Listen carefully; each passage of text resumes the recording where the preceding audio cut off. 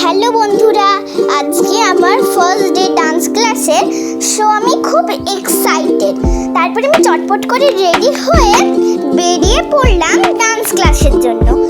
তো আমি যে ভিডিওগুলো তোমাদের দিয়েছি সেগুলো আমি নিজেই তুলেছি এবং এখানে একটা ম্যাম শেখায় ক্যাম্পাসের মধ্যে, তার কাছে আমি ভর্তি হয়েছি। ম্যামটা খুব ভালো ডান্স শেখায়। তারপরে আমি নাচের ক্লাসে গেলাম, নাচ শেখালো ম্যাম অনেক। তো আধা ঘন্টা ধরে শিখলাম। আমার খুব ভালো লাগলো। কেমন লাগলো আজ ডান্স?